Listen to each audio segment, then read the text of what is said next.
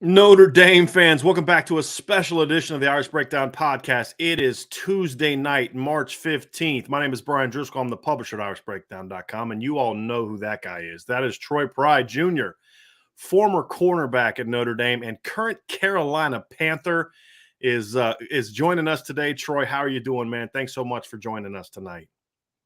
Thank you for having me, first and foremost. And I'm doing well. I'm getting my rehab in, working each and every day to get back on that field and show, what I've got. So, And that's what we're going to kick things off tonight. But just so you know, Troy wanted to do this live so that way Notre Dame fans could interact. So if you guys have comments or questions or anything like that that you guys want to throw at us tonight, please feel free and we'll pull them up and we'll get Troy to interact with you guys. That's something he wanted to do. So I'm all about that. So we'll continue that rolling. But Troy, that's obviously the first thing to discuss. Obviously, your sophomore year in the NFL, you had a pretty early season injury that was kind of your first big injury you've ever had. And obviously you're working your way back from that. So how's your rehab coming? Are you kind of on the right path? You're going to be back for, mini camp and all that. Where things stand with you?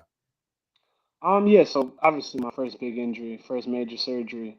Unfortunate, but I think I've learned a lot from it.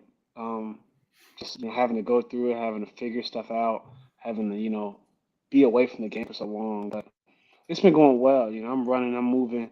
I'll be ready for training camp, fully. It'll be a full go. It'll be, me getting a chance to have that, second year in the NFL, which truly provides me with growth. So I had to kind of learn mentally. So it'll be good to get out there for year 3 though. That is an interesting thing, like how your perception of the game can change when you're not on the field. Like, do you feel like, how do you grow mentally? You talked about growing mentally, but what is the avenue as far as you go through the season that you say, hey, you know what? I can't physically do it, but I can still get better. What was that process like for you? I think for me, it was maturing with how I study film first. It was maturing in that, like, when you're studying film, especially in the NFL, you're looking for concepts, you're looking for, nuggets, you're looking for, certain things that you want to see on third down.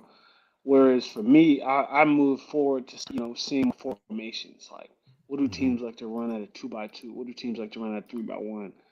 And then from there, it's like, okay, this is the 3 routes I can get from this split in 2-by-2. This is 3 routes I can get from this split.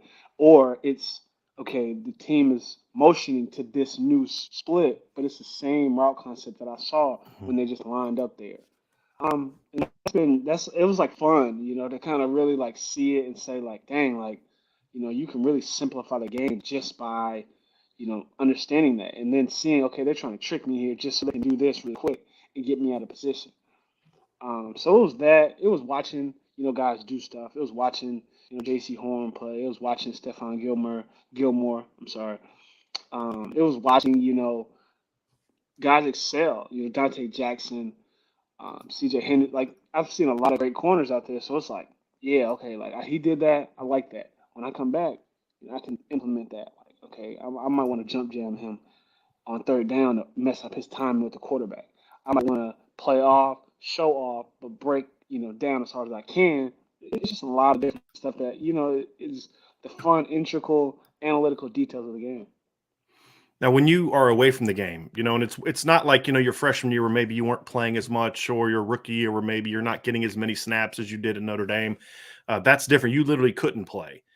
Does it change your outlook? Like, did you develop a maybe sort of like a, not like you took it for granted, because I know you don't take the game for granted, but like you kind of like maybe a different appreciation, a different outlook, knowing that, hey, like this was my first kind of glimpse of the game can be taken away from me, like that. Oh, absolutely. And, it takes like I spoke about, earlier, it takes like an elevated mind to understand that. And when I started understanding that, I really like kept a journal of things that I'm really grateful for. I call it my gratitude journal. I'm grateful for just being able to walk. I'm grateful for being able to walk and put my clothes away. I'm grateful for being able to be in the building and rehab and be in the building, have my iPad and watch film. Like, yeah, the game can be taken away so quick, and you'll never know that Mhm. it was like there because it happened so quick. But for me, it was just like, dang, like I'm still in a blessed position, even though I'm not where everywhere I want to be. It's not everything Mhm. is going my way, but like I think that adversity truly builds, character. Like, it made me develop in ways that I probably wouldn't have if I hadn't gone through that. So, Mhm. you obviously don't want to, but like I said, I'm thankful this injury has allowed me to grow in ways that, like I said, I never knew I could. Mhm. So not like a if I could go do it all over again thing, but hey, it did happen, so let's make the most of it, right? Let's take advantage of it's an unfortunate opportunity, but it can still be something that can make you better. I mean, is that sounds like that's kind of the outlook you have. 100%. And then I even took it a step further. It's like win each and every day. Like I'm not gonna, get back 100% tomorrow. Like yeah, I wish I could. I wish it was that easy. But it's like nah, I gotta keep chipping at it. Like it's a tree that each day I Mhm. gotta just throw one swing at it, and then eventually that whole thing's coming down. But for a long time, I'm just gonna be swinging. And I mean, and then the Carolina Panthers mantra, keep pounding. So it's Mhm. like I'm thinking about that like. Dang, like I'm with the Panthers. The mantras obviously keep pounding. I go through this, and there's no quick fix. There's nothing that can, snap me right back into it. It's like I gotta really one day at a time, and I think that's what my career's got to be too. It's like just get better in that day. Like if I can just seek growth 1%, if I can just be better than yesterday, then I'm winning. Let's talk about your game, Troy. Obviously, you're going into this is your third year in the NFL, but you're kind of a redshirt sophomore to use a college, an old school college thing. But let's talk about your game. Like, what are the things as you when you finally get healthy, you get back on the field, your reps are back up to normal. What are the parts of your game that you say, okay, this is where my game needs to get to as I continue to grow and develop as an NFL quarterback? I think that first and foremost, I want to be out there like playing free because I'm Mhm. gonna have such an appreciation to just be on the field in cleats in my helmet and stuff. So just playing free is first and foremost. Um, but after that, it's like taking what I learned and then allowing that to be like natural. Like not sitting out there thinking, okay, two by two. No, like just like saying, I studied, I know what I had to do, I know what I saw. If I see something that looks like anything that I know, I'm just going for it.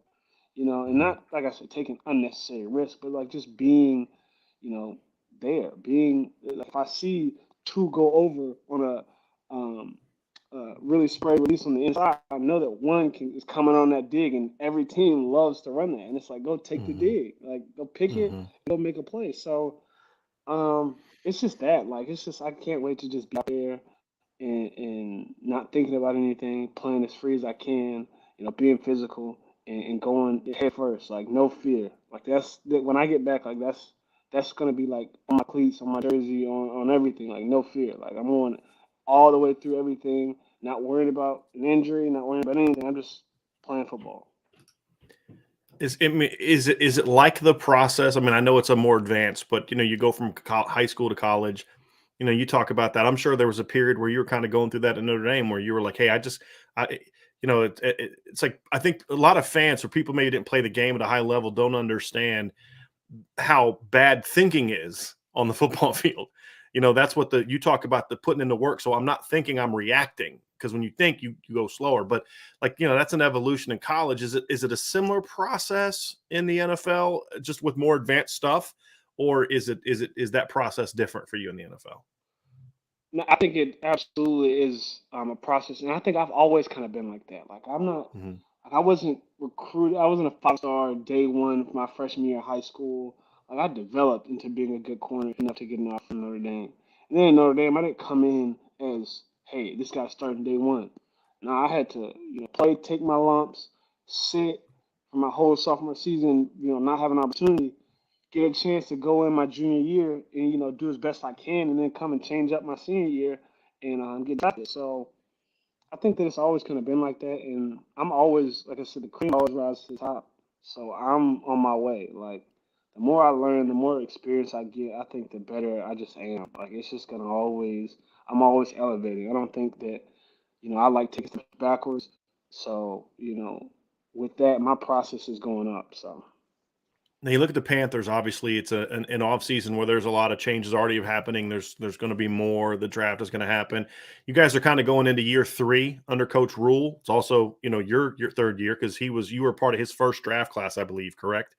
yes, sir. So just what are the expectations that you guys have? I mean, obviously through this last season, you guys had some games where you're like, boy, it's just a little thing here, a little thing there. Maybe they can kind of take that next step. But where are you guys at in your trajectory as you try to kind of rebuild this thing under Coach Rule? I think those points that you just made, like those little things here, those little things there, it means everything. Like that's from a 5-win team to an 8-win team all day, every day. Like Hmm. a lot of the NFL comes down to that last possession, that fourth quarter in the game, and that's when execution on those small details matters the most. So I think that our growth is starting to put those together, like winning those games, like saying, "Hey, we took our lumps early. We know that we should have won that game back then, or we should have done this better back then. But now it's time to actually like get that done, like be that, like embody that process that Coach Will talks about, embody the brand that Coach Will talks about so heavily, and win games. Just go out there and like I said, playing free. Nobody's thinking, nobody's doing anything, nobody's worried about anything. Just playing free, playing for each other, and winning games. So I think that's the trajectory year 3. With whatever the situation is there. Now, where do they plan on kind of starting you off when you get back? Are you going to be in the slot? Are you going to be outside? I know you played a little bit of both. If I remember correctly, you played a little bit of both as a rookie, right? Do you have a spot, or is it going to be kind of like what it's been? It's like, hey, I got to know multiple spots. Well, yeah, I'm like I said, when you come from an injury, the first thing first is I gotta make the team. Like I gotta Hmm. do whatever I need to do to make the team, and that's special teams, carve out a role there, and that's fine. If that's in the slot, I can play that, I can learn it, I know it, I know the plays, I know the playbook, and then if that's on the outside, shoot, that's where I'm most comfortable, so we can rock out there too. Um, but yeah, I mean, I think it's just not even really worrying about that for me. I think it's just getting back on the field, loving the game, being in the tough film sessions, sitting up here, being tired from a camp practice, getting a chance to go through a full preseason and play some preseason games that are going to be dreadful, but when you get to the season, it's all worth it. It's kind of like maybe some of the things that you used to dread, you now look forward to when you don't have that, right? Like it's, I'm I, telling you. I can't wait to go through another camp. I can't wait to go through a 6 a.m. workout, because I couldn't do those things when I was injured. And like for me too, it's like I was 6 weeks non-weight bearing, so I couldn't even walk. Like Mm, so, like I said, putting away clothes took 5-10 minutes. hmm. Putting my socks on, I couldn't put my right sock on. Like I had to ask my mom or my Hmm. girlfriend or whoever to help me put my socks on. Like when you kind of go through that, it's like, all right, like Hmm. I'm not worried about all that other stuff. I don't care about all that. I'm just like, let's just go. Like let's do it. Like I put my cleats on. I remember the first time we started running, I put my cleats on. I was like, dang, like this feels good. But obviously, I used to hate like, dang, my cleats are tight, blah Hmm. blah blah. I don't want to do that, man. Put my cleats on was like, bet, like we're on our way. Hmm. So Well, I know your mom's always been a big supporter of yours, through going back to when you signed with Notre Dame. Obviously, when we kind of first introduced to her. Was it nice kind of having her? I mean, she's a state away, right? I mean, so I imagine it was a little bit easier for her to kind of come up there and be there for you when you first kind of got out. And like you said, I mean, you have ACL surgery. You're not just like, okay, I'm cool. Give me a couple days and I'm good. I'm out there jogging again. Was it nice kind of having her to be able to, if when you needed her to be there to kind of just, hey, it's not that far, not that too far of a drive for her to get up there from. Does she still live in Greer, or where? yes, sir. Okay, yeah. So to kind of get But up from yeah, Greer and up to Charlotte. it was great. I mean, it was my whole support system too. My sister goes to school in Charlotte. My brother's Okay. in Greensboro. Dad, my older sister's in Greer as well. So it's like, I had my whole support system, which was good. Like I wasn't Hmm. alone in that thing, which was, Good. it can get dark sometimes, but Hmm. the fact that I wasn't alone, I had outlets. Like whenever they called me, I would pick up. I'm like, hey, I'm just chilling. I'm just sitting here. I'm not moving. Hmm. So, and then yeah, she would come up whenever she felt like it, and I couldn't say anything because I needed help. So yeah, it was great. Now, Troy, one of the things I've always, one of the reasons I originally wanted to get you on the show is not just, what you've done on the field, but really you're someone who's kind of looked at your opportunity as, hey, I've been blessed. I've worked hard to get to a certain place. I want to make sure that I'm able to give back, to my community and really be involved. So that's another thing I want to talk about is just to give you a chance to talk to the fans and just kind of share with them some of the things you're doing. Like I know you have like a camp. You have other work in the community. So, what are some of the things that you're doing, whether it's in the Charlotte area, whether it's back home in Greer, wherever it may be, that people can know about, or and potentially, people may be able to support what you're doing? Well, look, I mean, this is my area right here. This is my oil. This is when I start getting going. So first things first, I'm talking about my camp, which is truly blessing to be able to do. Like it's something that I've dreamed about and I've thought about. But you never really know growing up, especially in Greer because there wasn't that superstar athlete. Like, I'm the first NFL player from my high school ever playing an NFL game. So, I didn't grow up having, camps and idols to look up to. So, my first thing when I got in the league was like, I want to be that for somebody. I want Mhm. to, hold the platform to be able to, have kids there, teach them the game of football, have fun with them, and, one day say, hey, I went to that camp and that meant everything to me.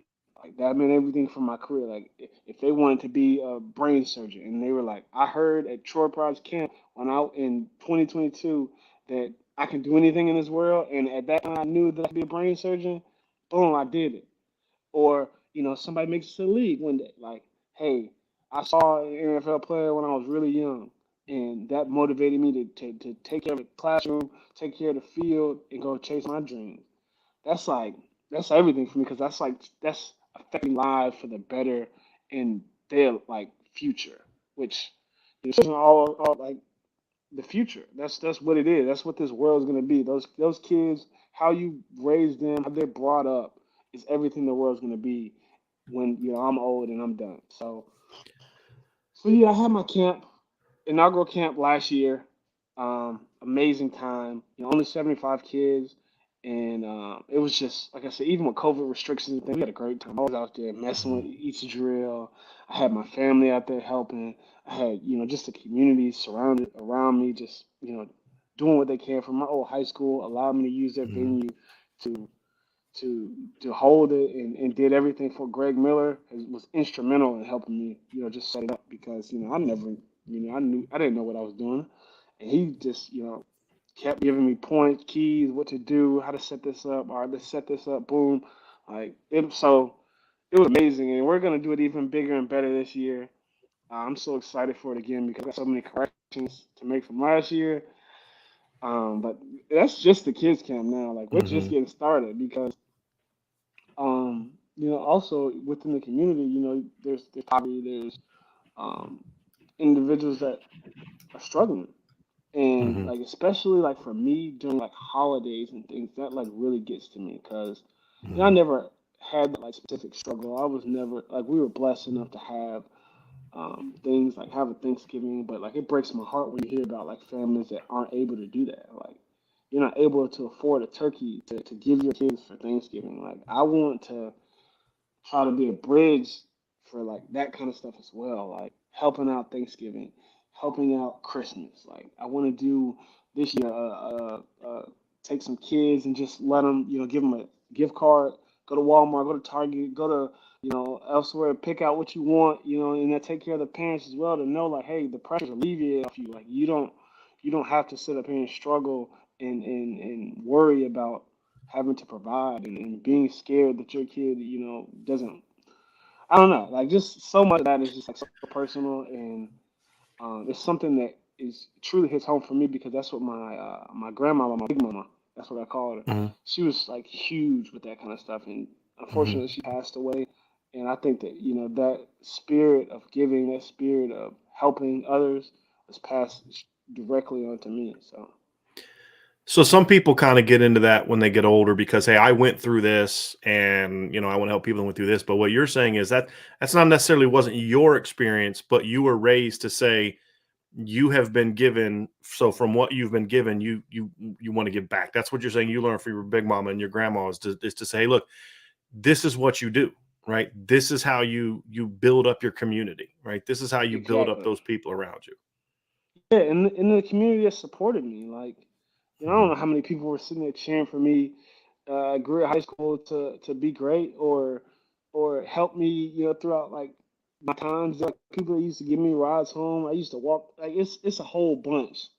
That I just want to give back. I want to be there for them, Mhm. and I'm gonna move to the Charlotte area as I, continue to go. But I think just getting back in Greer and being that figure for so many families and just the whole community is something that I really want to be and want to embody. Now, you've also still been very engaged with the Notre Dame family. I mean, I see you retweeting things all the time at Notre Dame, so clearly, you still hold that part of your career dear to you. And in fact, that's what we want to one of the things we wanted to discuss that you tweeted about the other day is you're actually going to be up back this way here in not too long, right? So it was it 9 days next was it next Thursday on March 24th?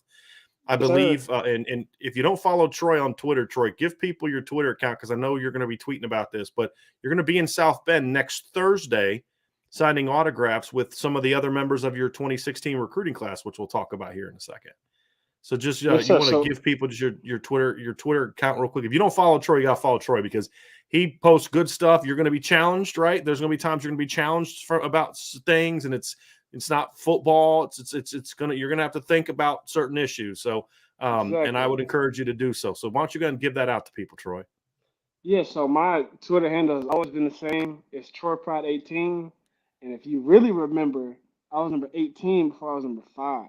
So that's kind of where I it do. came from. I do. So Well, because you kind of messed me up. So I had some pictures. My wife used to take photos during games, right?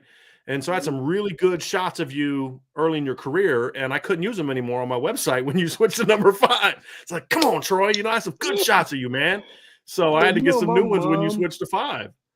my mom was so upset because she had like printed off some 18 stuff, and she's like, you just need to stay with it, just rock with it. And I'm like, nah, like 5 is, that's my being, that's my essence, like Hmm. that's when I'm, me. So I had to change it, and Hmm. she was sick for a good like 2 3 weeks for me changing. And now you're 24, right? We actually had a kind of speaking of numbers, we had a question about that. Michael Parks asked that we have 2 questions about numbers I want to get to you real quick, Troy. Michael Parks asked, is what number are you on the Panthers and why did you choose it? If you did choose it. So I'm number 25, which Hmm. first 5 is obviously from college, and we didn't have that single digit rule, which I don't really like. Hmm. But also, like 25 is significant to me because that's the first number I wore in high school. For Riverside High School, I was 25 my sophomore year when I started varsity.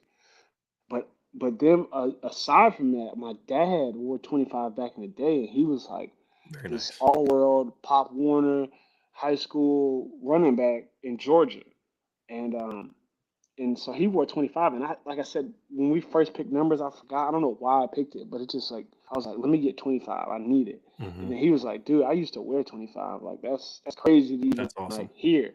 So So you said it is like you said, it's like in your DNA. Like you just knew somewhere deep in there was like 25, you got to get 25, you got to do it.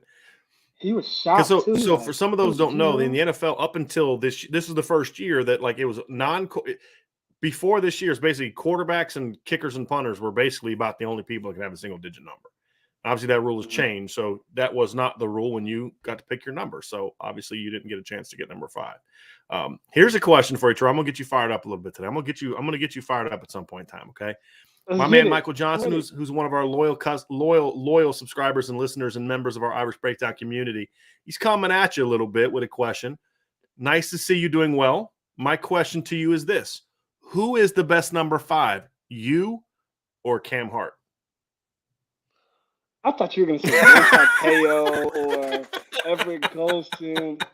Like, I mean, I can't cap. Like, I think Cam's a great corner. I think Hmm. he's got the tools to develop. He's what 6'2", can move Hmm. fluid, former receiver. I think he's got the ability to do everything. Like, I think he can be day one if he elevates the right way. But I'm always gonna pick myself. Like I showed He's you. still Like we learning. went to the He's still yeah. learning. Yeah. He's still got a little ways to go. My junior year, his junior, if you compare, I was lit. So. Mhm. Yeah, you guys had some fun that your junior year in 2018. There's no doubt. One of the best, if not the best cornerback tandem in the country. So we'll get to that though. We'll get to that. So if you say Sure. who was the best number 5 at Notre Dame in the last decade, okay, besides Troy Pride, okay, who's the best number 5 at Notre Dame in the last decade? You just said a couple Mentor. of them. You got Yeah, okay. yeah. I got Okay. mentor. Like, bro, like Yeah. to do that on defense, to have like what? Seven was it 7 picks? 7 picks. Like, Yeah. come on, bro. Like that's when like I said, when I was picking and I was like, dang, like I wonder what five. I'm like, dang, like that's mentor tail wore five. Like I mean, Everett Golson was great too. Yeah. You know, great quarterback. You know, And he they did what both he had that did. same year. They both wore 5 the same year when they went to play for the title game because Everett had that Oh obviously on offense. He was the wow. quarterback of that team, right? Yeah, I Because didn't even realize they that. almost got in trouble because that was the year when they beat Pitt.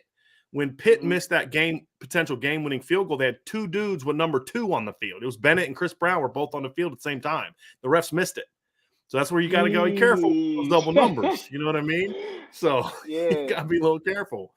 But yeah, that was a year for number 5, and then obviously Cam carrying on that cornerback, and I kind of like that. It's like carry on that cornerback tradition.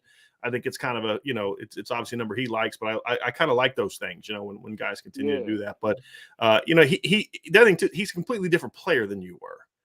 I mean, yeah, he's long and rangy, and you were fast and twitchy and those kind of things. And like you said, he's a former receiver, so he's still learning. He's still got some things to learn. yeah. You and him were teammates though for a season, correct? You guys Yes, went sir. against each other, I would imagine, in practice because he was a receiver for part of his freshman year. Didn't he move over to corner during that first year though, or was it his He second year? did. It Okay. was he.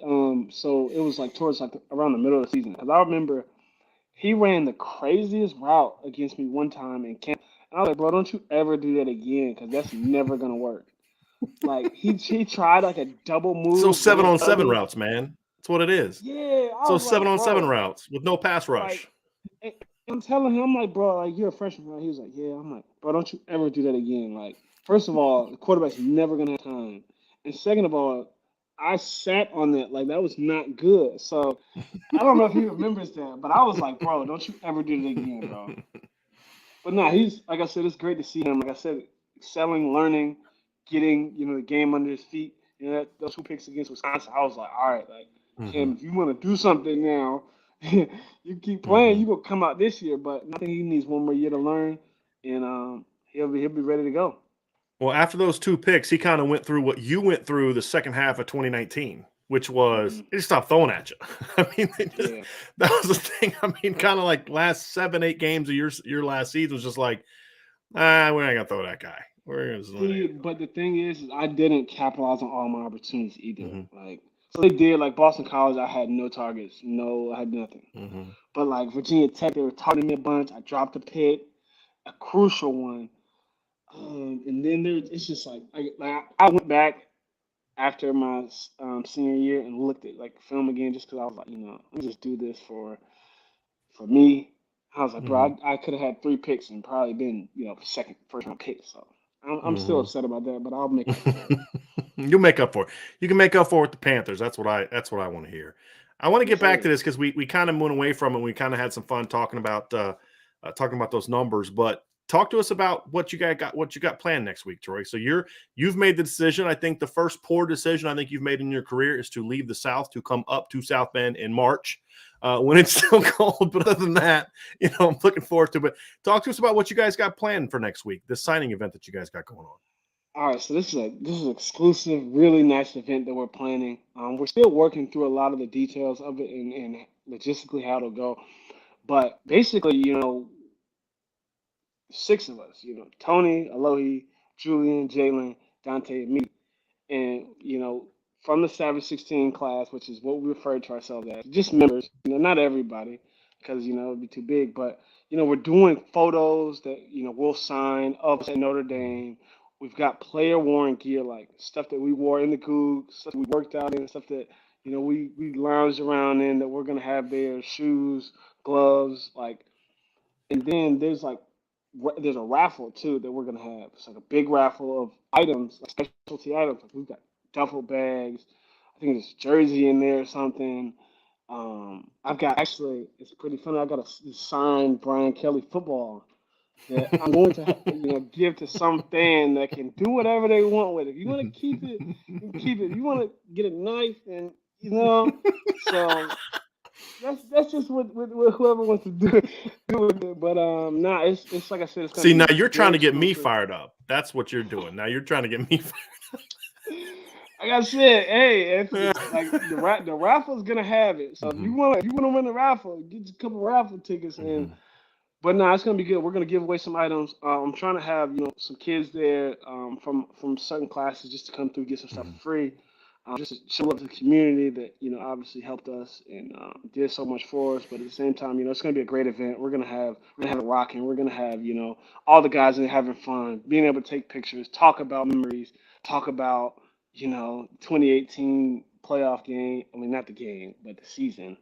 Mhm. But just all kind of stuff. So I think, like I said, any Irish fans, any dedicated Irish fans that want to see us, that want to talk through this stuff and have some good time, should be there, should come through, should have a good time because we're gonna, and then we're gonna be there supporting Dante, who's Mhm. participating in pro day the next day.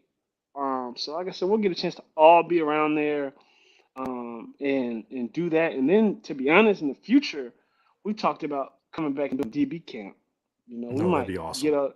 get Mr. Todd Light come back and have the goat come with us. We Mhm. rock out and do some real DB. Get the Chicago, Mishawaka, all that area. I don't know, which area first, and that's just preliminary ideas. But get that going and have a DB clinic. So That'd be awesome. And speaking of, so it'll be Thursday, March 24th from 1 o'clock to 3 o'clock p.m. at the Linden Grill on South Michigan Street in South Bend. So definitely check that out, everybody. Spread the word, let people know. And obviously, Troy will be tweeting a lot about that. He's already put some stuff about that. So, Notre Dame fans retweet that, let other Notre Dame fans know about it so they can be there for that. And it's going to be, so reading through this, it sounds like one of that whole, you were part of a giant secondary class when you signed with Notre Dame. It was yeah, you, it was Julian Love, it was Dante, it was Devin Studstill, it was Jalen Elliott. You had Spencer Perry was part of that group. I'm trying to think of, I know I'm going to forget somebody. It's like 7 different guys. And then Alohi yeah, transfers in, and then he's kind of basically part of that group. And a lot of those guys are going to be back. So you're going to be there. I believe Julian Love's going to be there. Jalen Elliott, Alohi Gilman are going to be there. Dante Vaughn's going to be there. So, that one secondary class really just changed like the trajectory of Notre Dame. Secondary was kind of like, you had Harrison and a couple guys here and there. And then all of a sudden, yeah, like, bam, this whole secondary just shows up at once. And so exactly. you guys are all going to be there as part of that event, correct? At least that's the plan as Yeah, of right now. of course, and I think, like I said, it's important for us to kind of be back in South Bend because we've all made it to the league, we've all been afforded opportunities to the league. So now it's like, hey, like let's keep showing our face. Like let's make sure that we're around because we still love the area. We still love to be there. Dante's training there right now. We added Tony, so you can't forget about Tony. Mister But 1,400 yards. yes, Running all over yes, folks. So Tony Jones Jr. was a part of that class as well. Finished yeah. his So career with like like an 85-yard touchdown run. At least in his last game, he had like an 85-yard touchdown run. Mister, he elite, don't have speed. You know what I mean? So he's also part. elite. There's a lot of guys from that class in the league. People don't realize that. There's a lot of kids from that class that are in the NFL right now. So you And had what, six DBs from 5 DBs from that class were in the NFL on NFL rosters last year, right? yes, That's sir. nuts. That's Yeah, nuts. and That's and, impressive. and, and it's crazy because we used to argue with like our older guys like Niles Morgan, BT, um, Nick Watkins because like, we were always, hey, we're the best class to come through this place like. Hmm. But now everybody will argue and have their points and Hmm. everything. But no, I think that truly we changed the culture. Going from 4-8 first year, having to deal with that, and then for us, including the 50 is 4 straight 10-win seasons, like Hmm. 10 plus, like that's, and then two Right. playoff appearances, like elite. Let's talk about that, Troy, because when you look at that class, you guys kind of came in and, like you said, you were all part of that 4-8 season. And when it kind of became like, okay, it's rebuild time, that's when a lot of you guys started. That's when you started playing more. That's when Dante started playing more. Julian started playing more. Jalen started playing more. And you guys served as a big part of, like you said, that turnaround, because I mean, this is the thing about that defensive class. I'm looking at the defensive class now. Julian got drafted, Adi got drafted, Khalid got drafted, Dalen got drafted, Julian Love got drafted, Jalen Elliott didn't get drafted, got signed, and he's still with the Lions. Dante got signed by the Chargers as an undrafted, and then you got drafted. So that's like 8 guys from that, just the defensive class in the NFL. I'm not even talking about like Tony Jones Tommy Kramer started this year games for the Lions this year. Liam Eichenberg was a second-round draft pick. Like you said, Tony's in the NFL. Chase was a second-round draft pick. Javon McKinley's in the league right now. And if Kevin Stepherson would have kept his head on straight, he would have got drafted. That's a crazy class. That's a lot of NFL dudes in one class. Like Ian went 4th round. That's right, Ian. I forgot about Ian. Yeah, went 3rd round. Yeah, that's a nutty class. That's a nutty class. I mean, and so I mean, what was it like? What was it that what's the role that I mean, every class played a role in the turnaround to some degree. What do you view as the role, besides just having talented guys? It's more than that, right? Because you had talented guys in 2016. What was the role you guys played in that change? Because you went from 4-8 to not only going 10-3, but people don't realize that schedule y'all played in 2017 was insane. You guys played like 8 ranked teams that year. So it wasn't like you beat up on a soft. You're actually, the 2016 schedule was way softer than the 2019. You guys were like losing like 3-9, 4-8 teams. The 2017 schedule was no joke. What was it that changed? I mean, obviously you got new coaches and all that, but because you guys still got to go out in the field and play. What was it? And what was the role you guys had in changing? Because you said it wasn't we got better. It was a culture change. What was that? How did that happen? And what was the role you guys played? So the first person I have to credit that to is Matt Balis. Like, no joke. Because I remember when he came in and he said, look, like, some of y'all are going to quit. Like a lot of y'all aren't going to be here. And that's my job to like break y'all into shape, basically. Like that was basically what he said when he first got in there. I'm like, what? What do you mean? Like I said, I'm seeing everybody I'm like, we'll all be here. Like, but like I didn't really realize it. But like he instilled a different level of toughness in us, truly. And I think that he instilled it specifically into our class, specifically into the young guys that he knew had to at some point grow up and go play for real.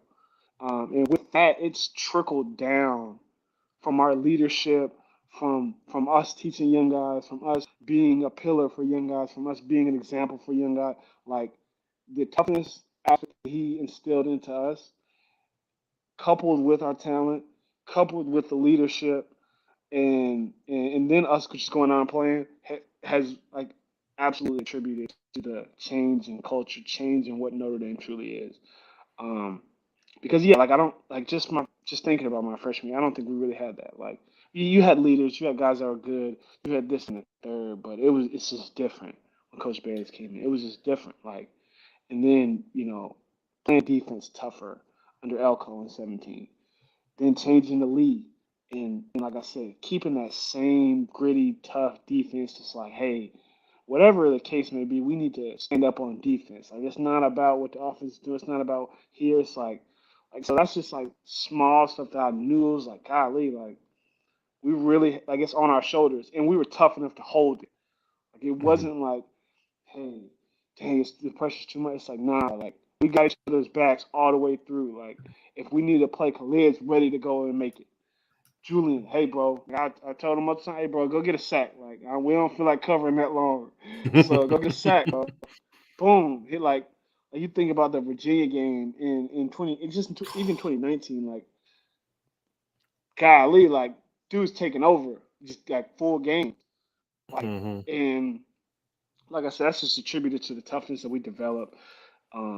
The 1-2 attitude that we developed under Matt Balis, and then our leadership of our captains. You had Jalen Eddie always vocal, like even when you didn't want him to, and like you can't find a lot of dudes like that because nowadays people are like, I don't want to be too vocal, I don't want to be deemed as the bad guy, bro. Jalen and I used to go at it because I'm like, bro, like chill out, or I'm like, bro, what's the call? Like I'm screaming at him, he's like, bro, I'm gonna tell you the call when I tell you the call, like. and we're going back and forth, but it's like I needed that type of leader behind me because I'm like, dang, like, all right, well, he knows his stuff. He's gonna get it to me, and I don't have to Hmm. worry about that. I don't have to worry about Alohi saying, "Look, bro, I'm gonna be right here if he comes out." Like, I'm not worrying about that. Like, I know for a fact if he runs an inside route, it's over. So I can stay on the outside. Like, it was just like I said, having captains like that, having dudes like that to stand behind and play for, and creating that brotherhood. That's everything. Because like I said, it wasn't the case in 2016. And I mean, you saw the result on the field. And now, like I said, it's been trickled down to these young guys that know, like, hey, do we have a standard now? Now it's like, hey, we're doing this to be better than those classes. We're doing this to show that we're better than everybody else. So, I think, that's just So my short spiel on it. So Coach Bayless can say whatever he wants. I mean, a coach, a strength coach can come in and say, "Hey, I'm going to do this, this, and this," but you guys had to buy in. How quick was the buy-in? Like, was it something where it took you guys some time, or were you guys like, "Hey, this is different. Like, we're going to buy in. We're going to be part of the change." I think it went over time. Because Hmm. like you said, he still had individuals that weren't ready to do that, and you kind of had to weed those guys out. So it took a little bit of time and a little bit of, like I said, breaking. Like we went through some very intense workouts that 2017 spring. Like really, like I said, he introduced us to that leg press squat pro machine. It made a man out of a lot of dudes. I'm telling you, like I can personally remember being in the squat pro doing reps. I think like basically on a whistle and almost like passing out, like having like exhaustion headaches. I mean, like I said, and people, it's not bad. It's not a bad thing. It was like Hmm. it's what I needed. I'm like, dude, if I Right. can go through that, if I can make it through that, bro, let's go play. Like, let's You go do had to be whatever. pushed beyond what you thought was your limit. It's not pushing you to a point where you're going to get hurt, but it's Exactly. every player thinks his limit is here, and it's the job of the strength coach saying, "No, no, no, no, you're capable of getting here. You may not think you Exactly. are, but you got to get to here." You also tweeted out something recently, Troy, about your rehab and how Coach Bayless prepared you to be able to attack and have success in your rehab in the NFL. What was behind that tweet, and like kind of where was that, and how did that experience under Coach Bayless really help you now that you're a professional? So I saw, I think they were doing mat drills, or they were doing, just spring conditioning stuff.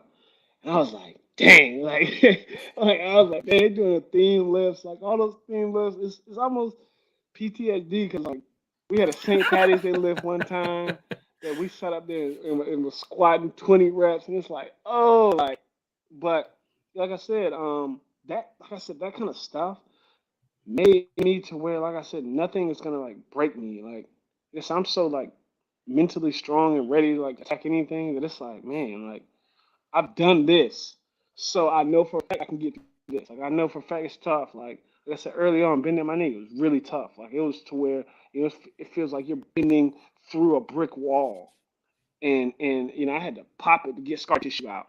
But I'm like, all right, like let's do that and let's do it again. Like let's go again. Like I'm telling the rehab guys, they're like, all right. I'm like, now let's do it one more time. Like I can go Mhm. farther, or I can do this, and that's just a testament to him instilling so much of a tough worker mentality that Mhm. now I carry everywhere I go. That competitiveness everywhere I go.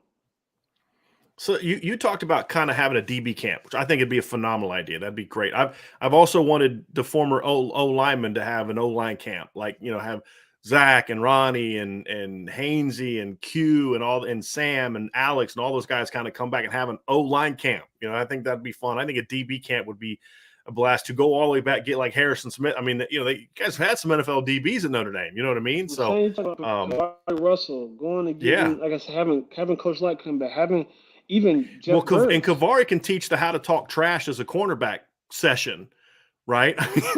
Look, like I said, and then we have like maybe and like just this is just me thinking, but have like some one on ones or like Right, have some controlled atmosphere. right, But like make it hype. Like y'all right, come out here and compete for real. Like this isn't like right. we're not just out here. This isn't we're doing this because we want to see, who are the good DBs in this area. Like we want to see Mhm, who can make it out of this area, who wants to actually go to Notre Dame, who wants to be, that guy from, Mishawaka, South Bend, surrounding areas. mhm, Chicago, like I said, you want to come from Chicago, come showcase your skills. Like mhm. all that. So if you talk about like doing a camp, let's talk a little bit about like what would be, corner play. I think there's a lot of misconception about corner. It's about speed. It's about hips. It's about length. It's about whatever. But it is to a degree.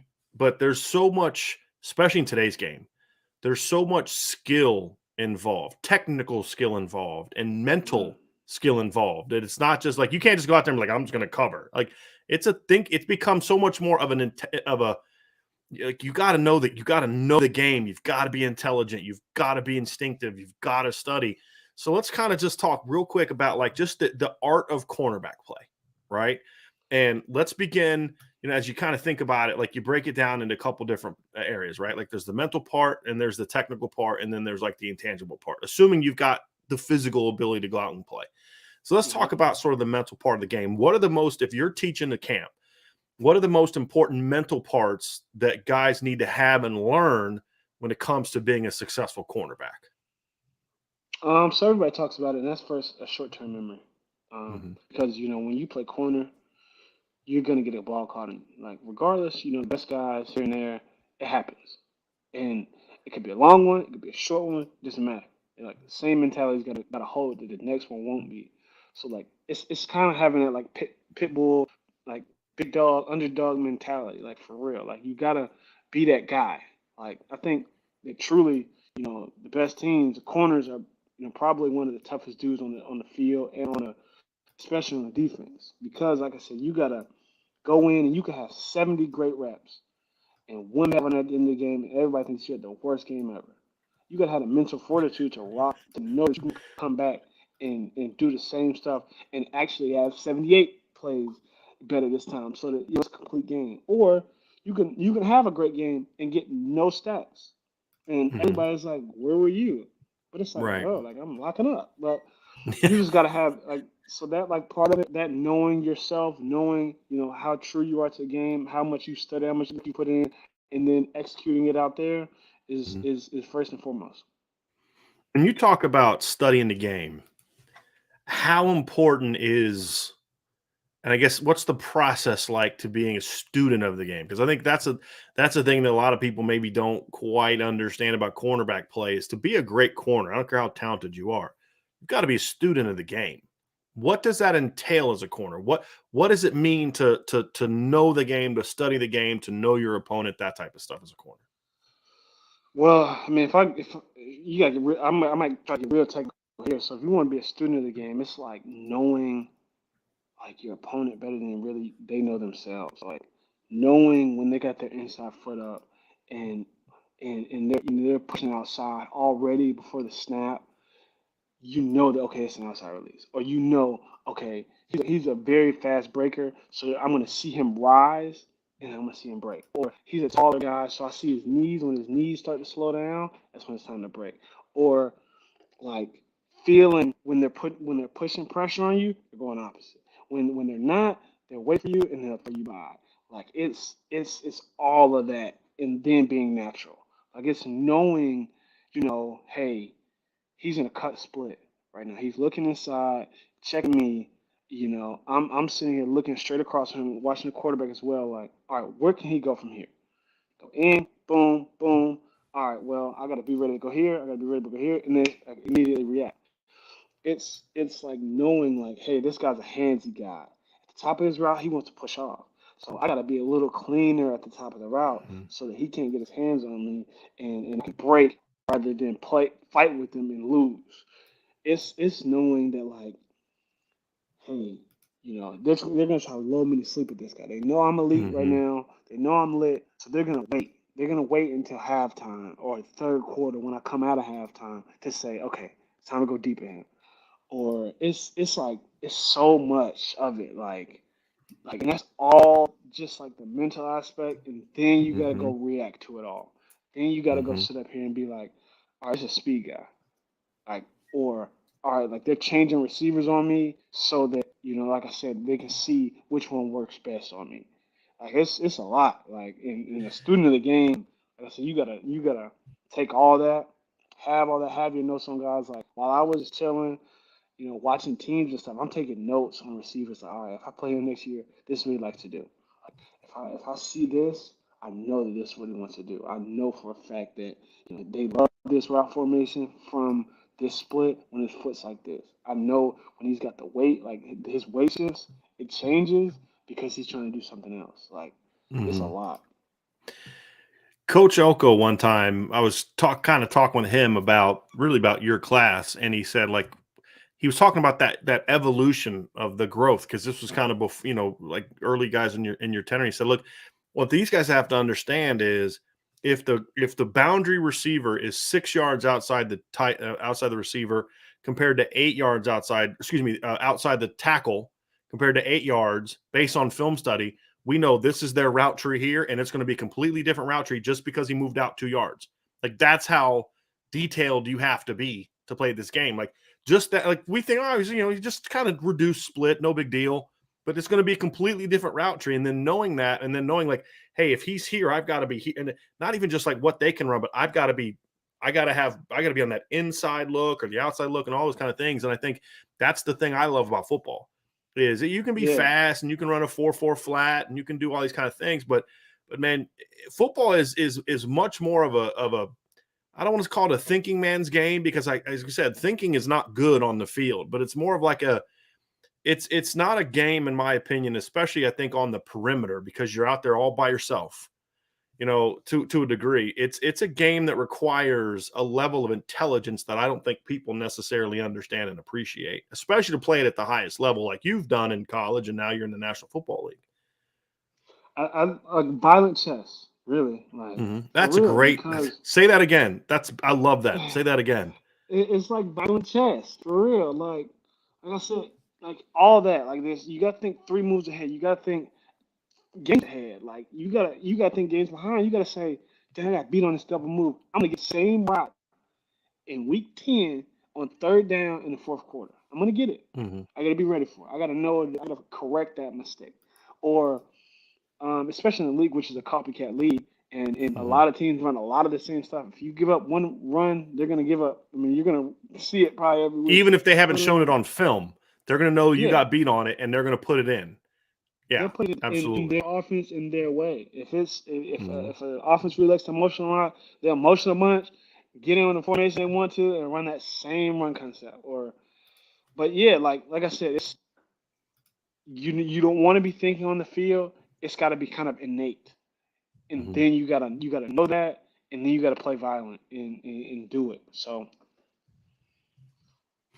Let's talk a little bit about the technical part. What are the most important things to being a successful technical player? I mean, is it feet? Is it hands? Is it hands and feet? What are the parts of the technical parts that if you're putting your camp plan together, right? You guys are gonna have this DB camp, and you guys are gonna teach corners. What are the let's say the 3 areas you say, well, this is the stuff we're gonna focus on, because if these kids are gonna be successful, we've got to make sure we set this foundation. What would those things be? Those things be, Troy? I'm starting off with eyes, feet, hands. Right, that goes in any facet in every way. Like okay, so say you're pressing, eyes got to be right, or you'll never know where he's going because receivers move so well with their head, blah blah blah, they do all this stuff. You'll never see where it's going if your eyes aren't right. If you're looking at his face, he'll deceive you. Right? So your eyes got to be right first and foremost.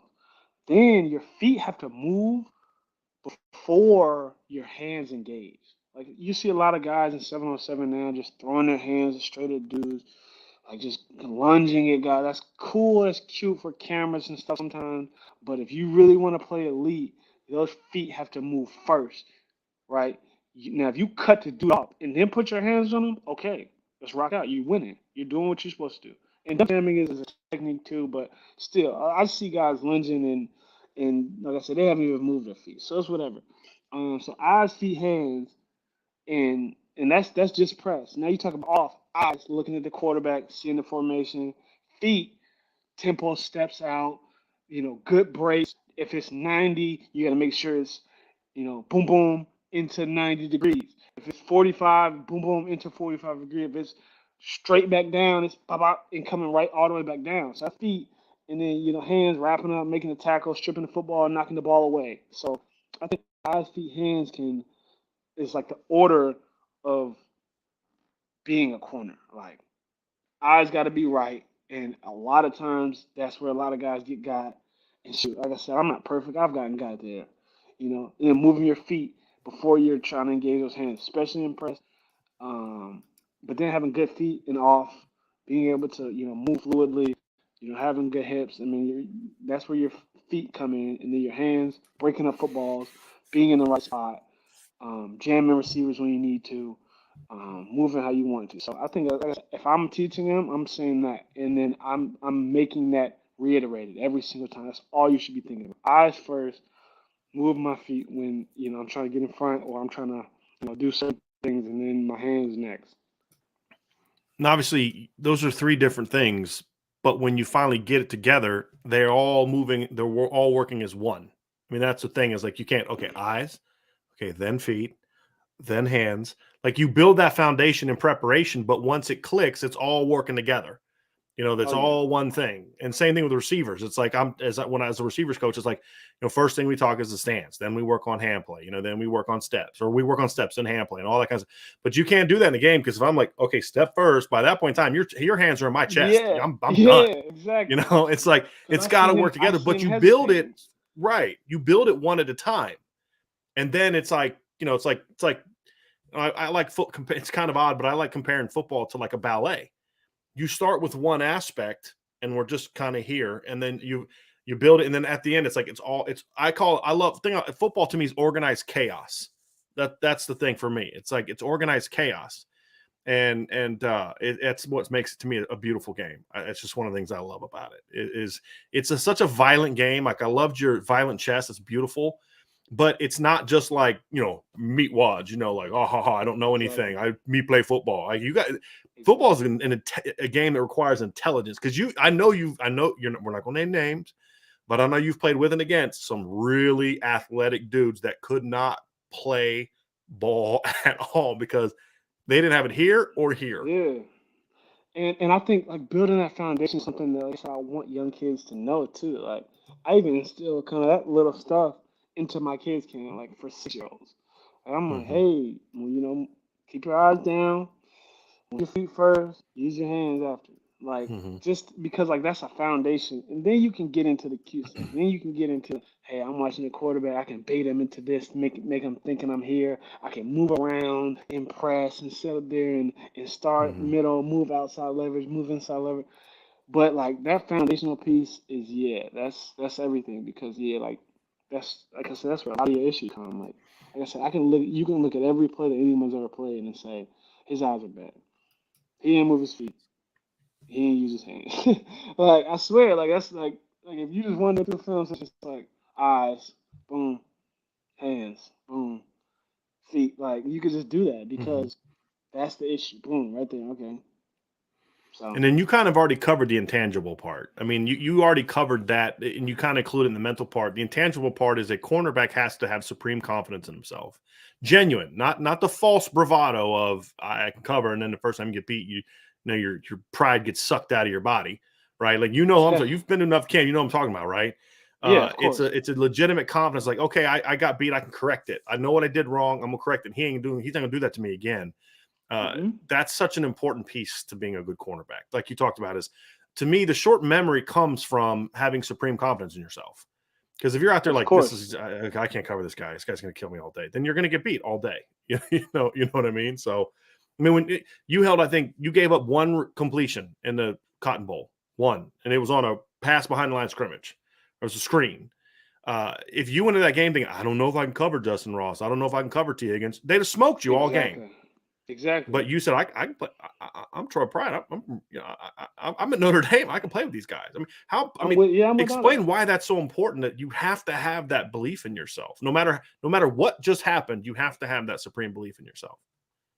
Because, like I said, at some point something's gonna happen, and like within the game, something happens. You make a mistake, you do something wrong, and if you, like I said, and like I said, I'm not perfect either. It's happened to me before just as well. You go into this like, dang, like okay, like I gotta make up for it, or like you're not just like in that realm of, hey, I know who I am, I know what I can do. Let's rock, let's go again. Like let's try, like come back, try that again. If you're not in that, then like yeah, you can get into that lull and be like, dang, I'm tripping. And it's like, okay, well, you tripping, you gonna keep tripping if you don't, wake up. So Hmm. yeah, I think, like I said, that's so important because yeah, if I go out there each week and say, hey, these NFL receivers now, like, hey, or I go out there, man, I'm NFL cornerback, like, and then I do this thing where I kind of think about a game, and I'm like, so I forgot who told me this. Somebody told me this a while ago. It's like play the game like somebody just smacked your mom. Like somebody just smacked That's your something mom. I You would could be want to like, tell hey, a bro. linebacker for sure. Well, even at corner too, because it's like, all right, bro, Yeah.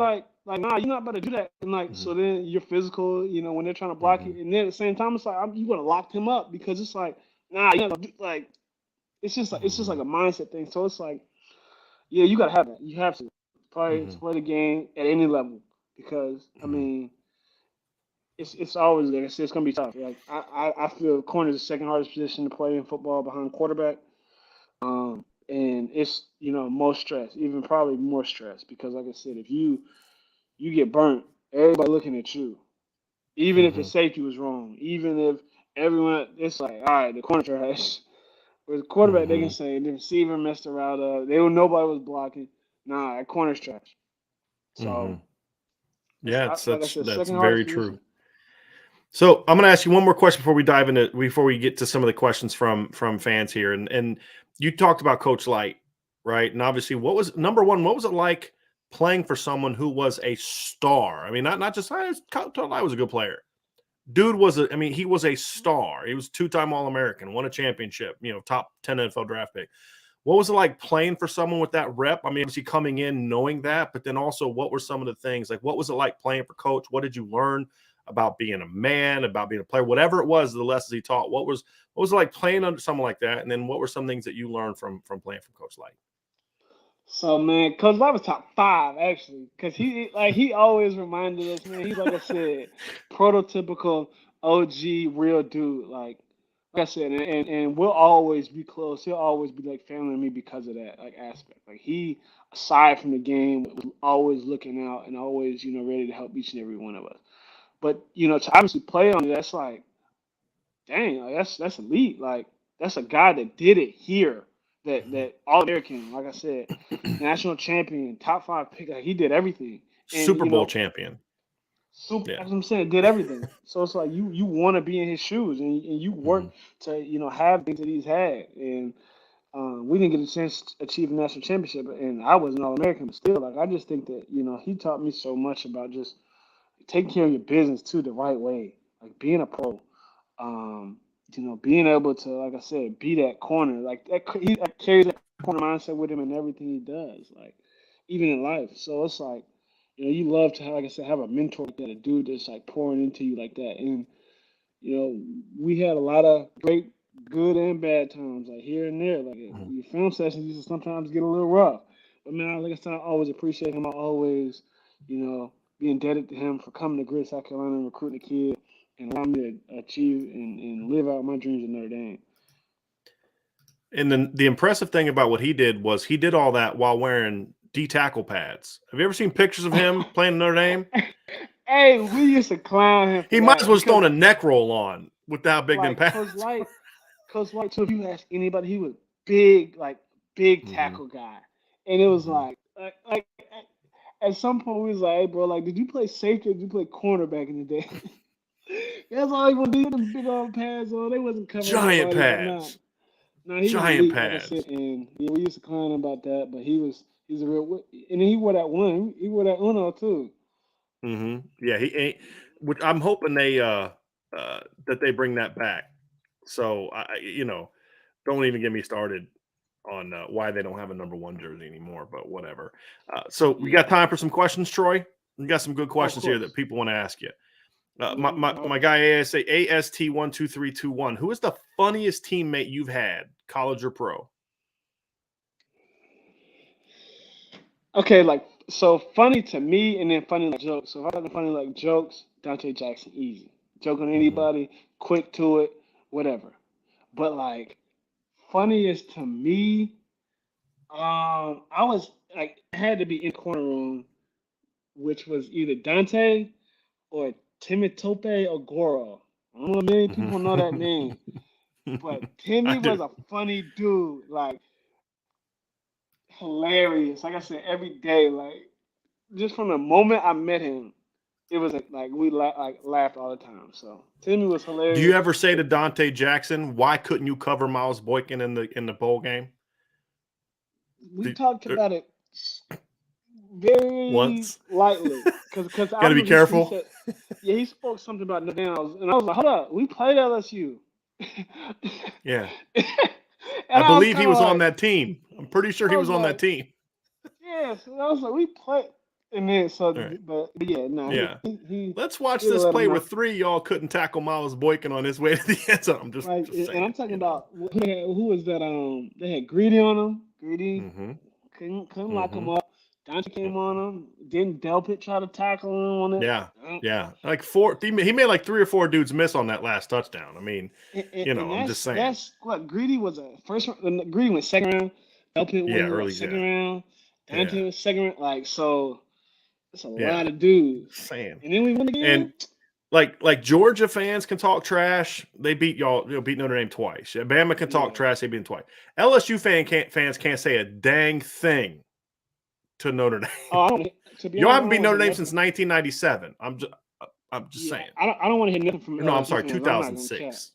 Yeah. Especially now, though. I definitely don't want to hear nothing from LSU fans now because uh, nah, I'm good on LSU fans. Like I said, I'm gonna be watching You the can game. have Like, you know, so I hear you. I hear you.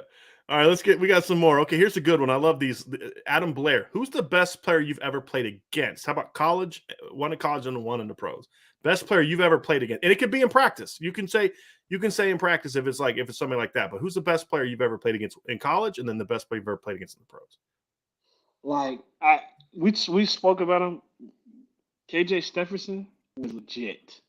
Like, Mm-hmm. and I was a young player then for sure. And like I said, I would love to see it now. I wish he could have gotten his things together. I think he could have probably been the best player. Mine though is I say a receiver though, Chase though. Like for him to be six Mm-hmm. five, can run like he runs, can like I said, go up and get it. It was a struggle. It wasn't the Mm-hmm. greatest every single day. It was a lot of like I pissed felt I off felt moments. bad for Julian going into 2018. That spring, I felt so bad for watching Julian try to cover Miles and Chase. That was Oh, a rough spring oh, for Julian. for real. Like Miles come out, and I'm over like I said, I'm in the field like y'all can come over here if you want to. I'm gonna break and be there. But yeah, Mm-hmm. yeah, that was tough. And like I said, they're How, good. They're great players. in all seriousness though, like what is it? What's the advantage to being able to go against guys like that all the time? Like I mean, I know it does. I'm not going to pretend like it doesn't, but how does it make you a better player? Like how does going against guys like that every day in practice make you a better player and prepare you guys to go out there and be successful? How does going against those guys help you go out there and say, okay, hey, look, we can cover T, we can cover Justin Ross because we've been covering Miles and Chase all year. Like, does it actually help you that way or not? Yeah, I think it's because you always got to bring it. Like there's no like I said, some schools, you got one good guy and everybody else is whatever. But like when you always got to bring it, when everybody, like I said, trying to embarrass you every single play, it's like, all right, like nah, like, I'm not gonna play with y'all. Like I can't. So it like doing that repeatedly, competing, having them talk. Sometimes the offense come try to talk back, and it's like, all right, bro, like I got something for you, and doing that every day, it was just like, everything that you needed to be a competitor. Because it's like, all right, like if I don't bring it, if I'm tripping, I'm gonna look bad. If I look bad, Mm-hmm. I might not play. So if I want to play, I need to bring it, and I need to, like I said, compete with this dude. I need to make sure that I'm winning some. I'm making it happen. Like Mm-hmm. so.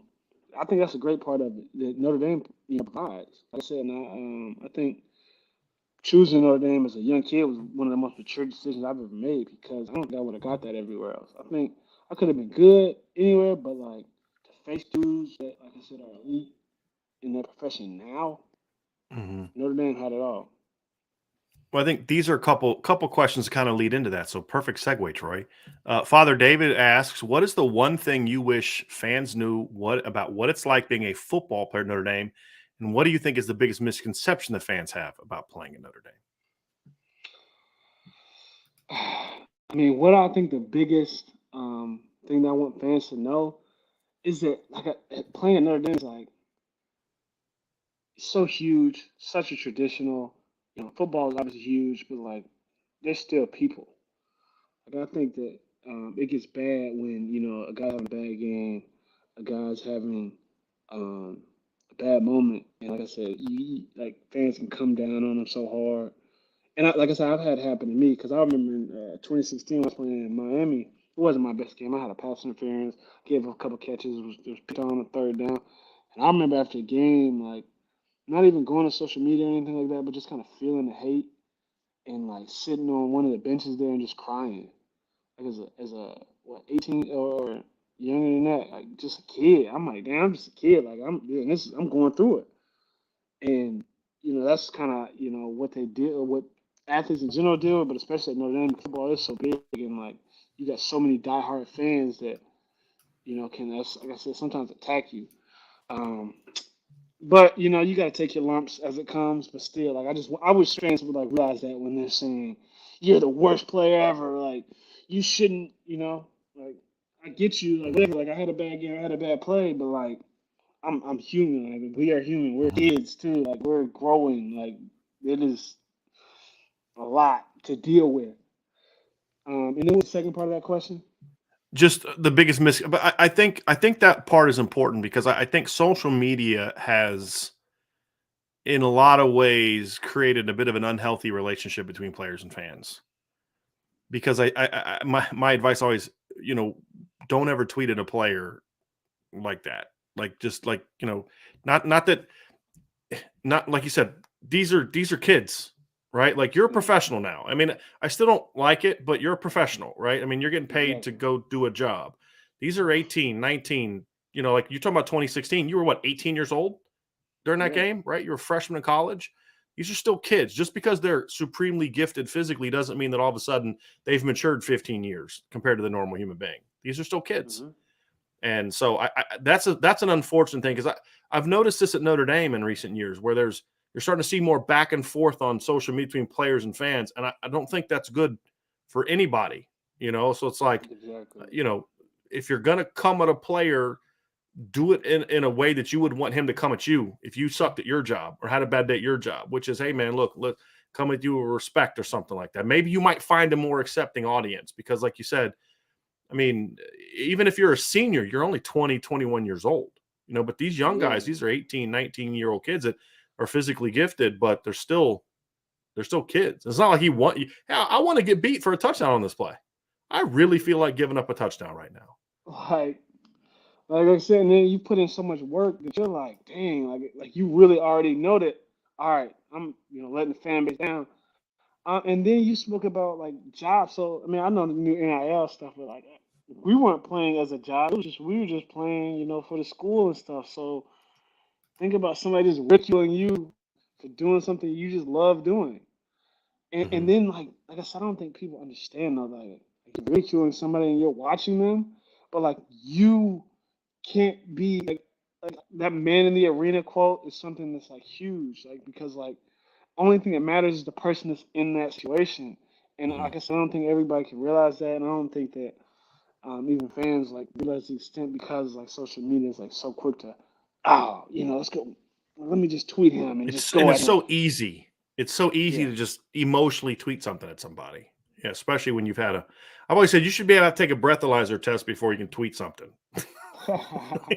You know But what I mean? Like, I just think that if fans had a little bit more compassion sometimes and realize that like what if that was your kid? Would you want them to be getting mhm, this hate?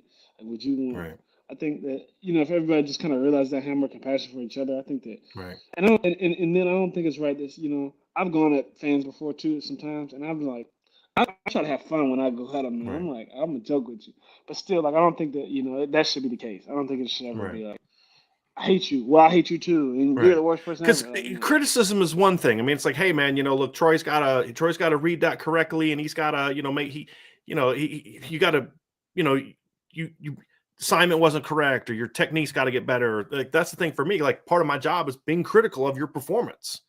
exactly. But it's like, do you say, man, this kid sucks? Or, hey, look, Troy's going to have to work on his ball recognition when the ball's near. I'll go right. You got to get better there. Or, hey, you got to do a better job of route recognition on this underneath stuff, man. You were giving up too much of a cushion. You can't let that happen. Those are type of things I think if we could have more of a, hey, let's talk some ball. I might be more willing to, listen to what you have to say if you come at me correct. But if you come at me with like, you suck, you're trash, it's like, well, you're an idiot. So, have a good day. And that's the thing. I think that, I mean, obviously, like I said, I had my struggles with, sometimes face guarding and things, and I can hear constructive criticism on why I should change that, on what I should do, when I should turn for that. Like, and I was working on that, like, and I'm trying, like I said, my best to even still figure it out. But like, yeah, when you just tell me that I'm just terrible, and like I said, I don't deserve to be here, or what have you, it's like, come on, bro. Like I could, like, fans, football players can talk football. We can do that. But like, so you're attacking me. The worst player in the NFL is still a hell of a football player. I mean, that's the thing. It's like, come on. You know what I mean? Like, the worst player ever is still great, is a great athlete. So yes. Unless we're talking about punters and kickers, but that's a whole different conversation. So, got some good questions here, Troy. I think here was one from what was your recruiting experience like? Because I mean, you came a long way. I believe, if I remember correctly, you were at the Notre Dame Clemson game in 2015, that epic battle as a recruit, if I remember correctly, right? Absolutely. So what was your recruiting experience like, and what was it ultimately that led you to say Notre Dame that's the place for me? Like you said, not a lot of kids from South Carolina, period, go to Notre Dame, much less someone from, like you said, Greer, South Carolina. I think that game is hilarious because I remember being there and like being kind of looking at the Notre Dame side and like recording them because they're showing a little bit better interest in me. So, recruiting for me though, it's kind of been a testament to my career, like I spoke about earlier. I wasn't this 5-star guy in high school or my freshman year of high school. I worked my way up to being, a respectable recruit. Received, I believe, 13 offers. That's not 70 that some guys got. But like I said, it was respectable. And like I said, I was blessed enough to have Notre Dame recruit me going into my senior year and offer me a scholarship to play for their university. Previously, I was committed to Virginia Tech. But when Coach Beamer announced that he was leaving, and I asked my DB coach there at the time, I was like, give me a percentage on, if you think you're even going to be here. He couldn't.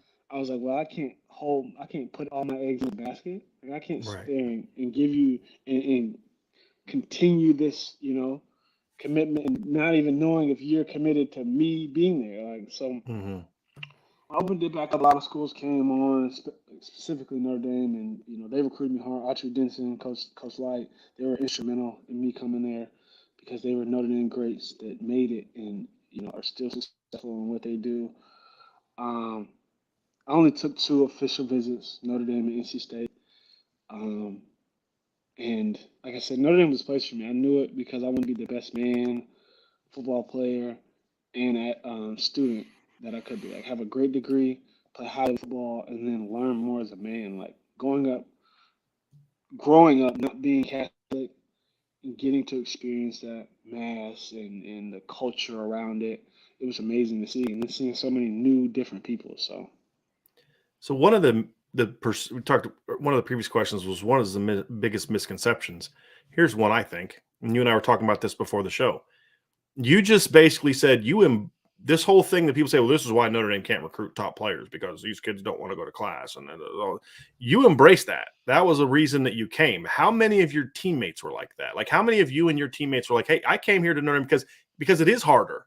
Because I do want to be challenged, because it's not just football. It's more about more than that. That's what the next question is going to be about too, which is, from Father David, we know your career is still in its early days, but what does your post-football life look like? What would you love to do when you're done playing? But when you go to Notre Dame, you're already, I would imagine a lot of you guys are already thinking about that because you're coming to Notre Dame. So talk, if you don't mind, Troy, just kind of talk about that. Like, look, the guys that pick Notre Dame, you embrace the fact that, hey, I know I got to go there. I know it's going to be harder. I know I'm going to have to go to class. I'm going to have to do all those kind of things. And, what did that do for you? Because you said it. What did that do for you as a man, not just as a football player, but as a man? Yeah, and so speaking on that, a lot of that's the guys that made it through and got a degree from that. That's all we were, thinking and being about was like setting our life up to be right. Like because I mean, like I said, I don't think that a lot of people realize it, but football does go away at some point, and it's a long life to live. Like even if I play for 10 years, I'm retiring at 32. Hmm. Like I have to live a life, and I have to live a fulfilling life. So with that, my teammates and I have always stood by that, getting our degree, going and making it harder, being in a different weather situation, and like I said, making all that shape because that's just what it is. Like that grind, that toughness is so rewarding in the end because me thinking about it, I'm going to so many different avenues. Like at first I was thinking maybe I want to do some sports broadcasting things, and I was like, maybe I can, do be an entrepreneur and have Hmm. different businesses in here. Maybe like a trucking business, have this business, this blah blah, and like put so many different places. And then I just like seeing so many of my teammates do like guys that are in the NFLPA meetings that are like running it as like Hmm. former Notre Dame guys, and it's just like it's so much that we can do because we've learned so much and like we've had to adapt to so much. We have to be in classes by ourselves sometimes, being the only Hmm. athlete in the class. So Well, that's something interesting because you talked about how Coach Light talked to you about, just not just football, but like that's something he's done with his career. He's had like several businesses. He owned restaurants, he's owned clubs, he's owned pizza places. He's done all these kind of things and been successful and turned it into, even more money. I mean, is that kind of one of the things that former Notre Dame players talk to you about? Is like you're going to get the tools and the resources here to go be successful if football never works out for you, or even if football does work out for you. Like, and you have a 10-plus-year NFL career like Coach Light did, or like Jerome Bettis did, who's a Hall of Famer that's now back as a student at Notre Dame, getting that yeah, business degree. yeah, and yeah, it is. And then the network is there to help you as well. Like when I was there, Reggie Brooks was like very huge in that and like connecting either former players, current players to the different avenues that life outside of football awards you. Like meeting so many different individuals, meeting true business owners, meeting dudes that, like I said, have millions of dollars, don't want a thing from you, just want to chat with you, talk with you. Hmm. That's like I said, that's vital, and you can't Hmm. get that everywhere. Like you really can't, and it's tougher. Yeah, it's harder, but like I said, it's so rewarding and fulfilling afterwards because it's like, geez, I did that, I made it through, and then I know that I'm always set up. Like if I know that if something goes wrong in my plan, that I got a backup plan that's surefire. Should have, as an A plan regardless. So yeah, I think that like that's what Notre Dame can do for individuals. And like I said, I'm blessed to have been able to have that opportunity. Got one from here from Fashawn AL Flip. He asked, thanks for the super chat, by the way, Fashawn. He says, question for Troy. Do you believe a former player like yourself can come back to their alma mater and learn concepts on the collegiate level that can transfer to the pros? Because the theory Con- behind it is like nowadays there's you're seeing the college game starting to influence the professional game more so than how it used to be where the professional game would then influence the college game. I think it's kind of the thought behind that.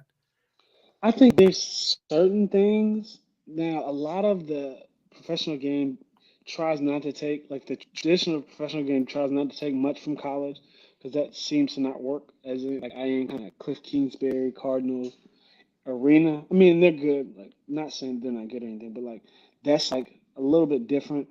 Um, but I think there's definitely things you can take. Like, it's just a little harder with the hashes and different things, how college works, and how they do think certain things. But I think that yeah, that if you look at concepts regardless in like formations and things like that, I think that you would probably see a lot of passing formations that would be similar to NFL ones. So yeah. Dustin Beauchamp says, this is awesome. Troy, who is the biggest influence in your life to convince you to commit to Notre Dame? So who was the person in your life that had the biggest role in saying, hey, look, put like not pushing you, but like helping to guide you to what your decision was, which was to pick Notre Dame? Oh, Audrey Denson. And then me being there with him, he allowed me to grow like as a man. Like like we used to have a devotional, like a fellowship type of thing that like you could speak freely, you could talk. It was like a safe space to kind of get things off your chest or talk through, and that's something that like I said I don't think a lot of places have. It was really like therapy almost, but like not really. Like you just talk freely with guys in there, speaking about different things, talking about what's ailing you right now, what's your issue right here, and he, like I said, was a great dude um, in getting me there, and then like as I was there, helping me develop and making sure I was always good. So love him for Jay getting me Golden and helping me 44. through. I'm sorry, Troy. I thought you were done. I apologize. You're good. Here's one that I always find fun and interesting. Who is the best basketball player on your Notre Dame football team? I know the Lucky Lefty podcast. So, Ah. like Malik and them always have this question on the Lucky Lefty podcast. Who was the best basketball player on your Notre Dame football team? Are you talking about from the class or like Just while I was any there? during your time at any point in time, who was the best basketball player? I mean, Because I don't want to give anybody too much credit. I mean, I wasn't the greatest. I I can admit mean, that. Chase dropped 40 points a game as a senior in high school. I mean, like, And I it's heard okay if that. it's Like I said, not you. and like I said, I've heard that. I've seen that. I think B. Wim was really good. Jalen Elliott was okay. I gave him buckets a couple times here and there. DJ was a good I've shooter. heard people say McGlinchey. I've had some people say McGlinchey. I didn't get to see, oh, Q was good too. I didn't get to see a Okay. chance. I didn't get a chance to see Mike, Okay. but like I said, I've seen Q. I think B. Wimbush was probably the best one I've seen. It's just smooth. Sean Mhm. Crawford was good too. But You now got we the had a lot of spud good web dudes. I thing don't. going on. Yeah, no, Sean was like a Pat Bev type, but can shoot though. Mm-hmm. So Mm-hmm. scrappy. He's making everything happen. But Mm-hmm. no, like I said, I don't know. I can't answer that. I ain't really hoop that much Okay. because I ain't really want to. I can't shoot. So we got two more questions, and I have a question for you before we end. Bronx ND fan asks you: are you looking forward to remaining close to the program, attending games, and talking to recruits? And I know the attending games part can be difficult because they have to have a home game when you have a bye and all those type of things. But so, are you looking forward to remaining close to the program, attending games, and talking to recruits? Yeah. Well, first I want to meet Coach Freeman so I can Mm-hmm. get a chance to pick his brain, just talk to him about things. But absolutely, I think a lot of our class is going to make a concerted effort to try to be back for the spring game. To see those guys out there, hopefully be on the field. Chatting it up, talking. I don't know. But yeah, no, we love Notre Dame. It was such a big part of our lives, and like to only 4 years there is like, you wish you had more, but at the same time, it was our time to go. So. Now I think, like I said, it's gonna be good to be back soon in March, but then to Mm-hmm. come back in Mm-hmm. later and really see, recruits and say, "Hey, bro, we made it from here. You can do the same Mm-hmm. thing and do it better than Mm-hmm. us." So, We did have one new question pop up from John A1, my guy John A1, lifelong Panther fan. Troy, really hoping you have a great year coming up and hope your recovery is going well. Did you and Dante Jackson race yet? Hashtag pride fastest man.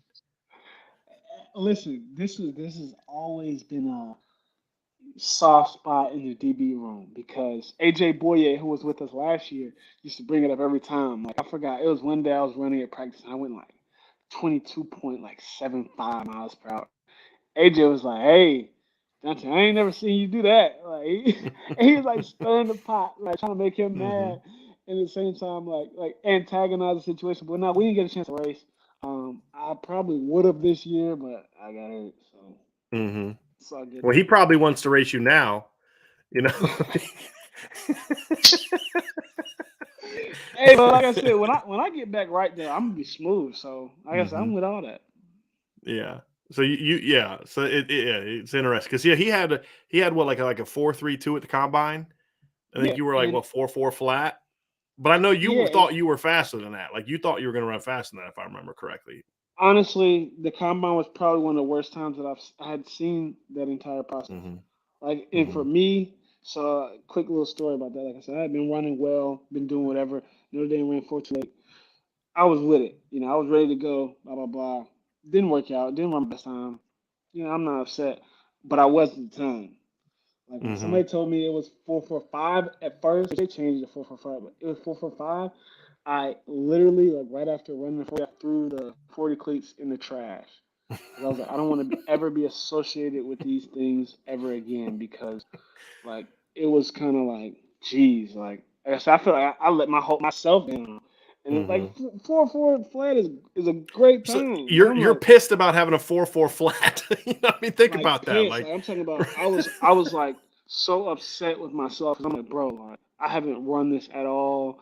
Like mhm. this, like I said, I was ready to show everybody what I was about, which like I said was still a great time, and it's all good.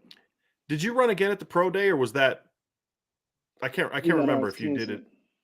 Oh, that's right. I was Because going to that was COVID, right? That was when COVID hit. yeah, I Freaking was ready to do it too. yeah. Because then that would have been a pissed off 40 time from Troy Pride. That would have been fun to see. Yeah, I was like I said, and I was going for it too. I Yeah. promise. Like there was no question. I had looked at the race. I knew exactly what I needed to do. I was like, oh yeah, I'm ready.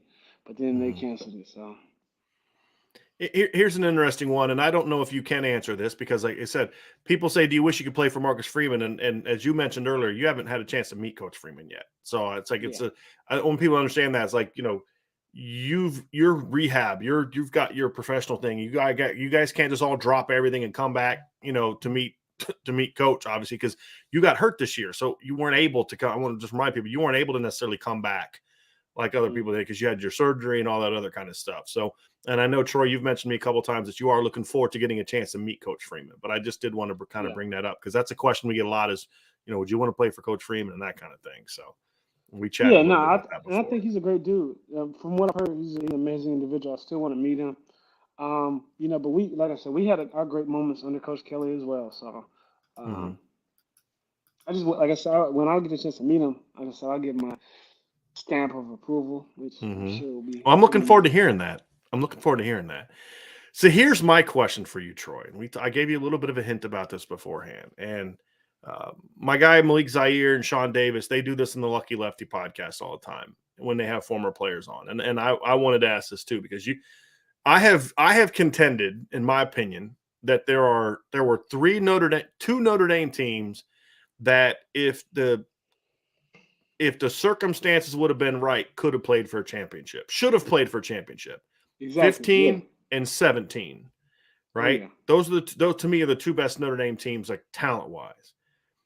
What team do you think is better, 2017 or 2018, and why? Wait, between 17 and 18? 17 and 18, because you didn't play in 15. So I was like, if you want to give an opinion on that one too, but you saw him play in person because you saw him play twice that year. You have an official Mm-hmm. during the season in Notre Dame, and then you saw him also play at Clemson. Yep. So if you want to speak to They saw the USC 2015 as game and well, Clemson.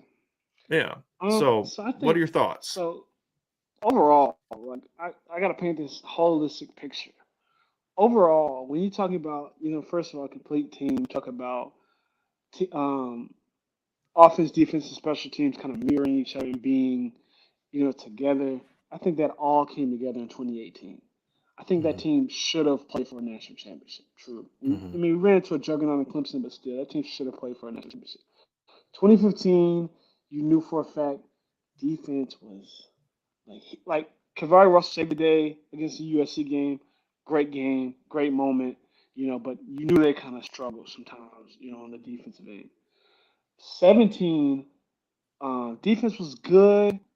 Started to take a little bit of a lull towards the end. Miami, um, and then what? Stanford.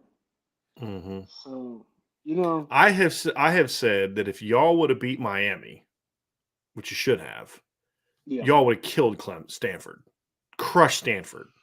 Like y'all would have been so ready for that game, you would have crushed because that was not a good Stanford team. It lost 5 Not games. at all. You Not at guys just all. look beat. You guys just look mentally like not mentally beat, but just like you were worn. I mean, that was a brutal schedule you guys had to play that year. But that's And, and then what I feel. Go ahead, Troy. I'm sorry. And then it was like I said, after we lost to Miami, it was kind of like that kind of like doubt I think creeped in a little Hmm. bit, kind of like that. Dang, are we legit? When we should have beat them. Like I said, there's no Hmm. doubt. I think they had a great day, and that day they played amazing, but we were the better team, in my honest opinion. Hmm. He's up and down the field, like, and it actually showed because they ended up losing a couple weeks after that to some team. Was it Pitt. Pitt? It was Kenny Pickett's, I think, first career start. That's how long Kenny Pickett's been in college.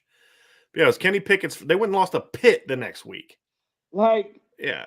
And they were like barely beating teams all year. Like that just was one of those weird games. Like, but like I'll say this. I think the 2018 team was clearly more consistent, right? Like, I yeah, mean, you guys just kind of brought it every week. The stretch in 2017 from BC to Wake Forest was the best stretch of Notre Dame football I think we've seen in 15, 20 years. I mean, oh you yeah, guys not only weren't winning, you guys were blowing good teams. I mean, just destroying some good football teams. I mean, Michigan State went 10-3 and was top 15 that year. You guys curb stomped them. yeah. USC was an 11-win team with Sam Darnold Oh and yeah, Ronald Shelby. Jones, and you guys. I mean, I call it the no Moss game because by the end of that game, the D linemen for USC were just turning their backs on cue. I mean, They were it was good. And embarrassing. I spoke to Sam about that too. But I yeah, bet you no, did. no. Like B Wim, and that's the thing. Like if we played them, it would be so interesting because, like I said, you got Brandon, they got EQ, like like that's a good team too. But Mm-hmm. like I said, 2018 was special. I Mm-hmm. feel like, but no, that's like I said, that stretch you talked about, and then we let Wake Forest back in the game, which that was ugly. We should have killed them too. So Mm-hmm. I have said this, and I'm gonna ask you this because you saw one from afar and then one you were part of.